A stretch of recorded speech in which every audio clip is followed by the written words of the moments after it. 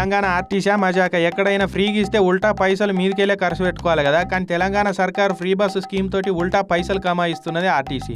ఆర్థికవేత్తలకు అర్థశాస్త్ర నిపుణులకు సైతం అంతువాటని ముచ్చటిది. ఇక తెలంగాణ ఆర్టీసీ పేరు గిన్నీస్ బుక్ లెక్కుడే ఆల్చం ఉన్నది. ఫ్రీ బస్సు పథకం పెట్టిన కానుంచి 18 నెలలల్లా 200 కోట్ల మంది మహిళలు బస్సులు ఎక్కిరట.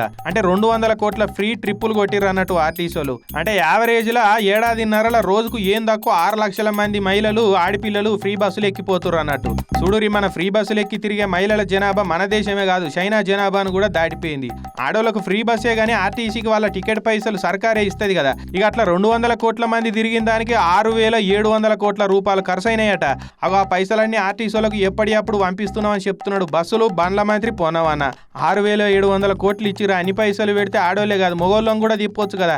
యావత్ తెలంగాణ జనాభా అందరినీ మంత్రులు ఎక్కిపోయినట్టే హెలికాప్టర్లో కూడా తిప్పొచ్చు. కరీంనగర్ గోదావరి కానీ షటిల్ బస్సు లెక్క హెలికాప్టర్ రైడ్లే చేపియొచ్చు కదా అని ఈ లెక్కలిన్న కొందరు కారెడ్డాల కామెంట్లు చేయబట్టిరు సోషల్ మీడియాలో.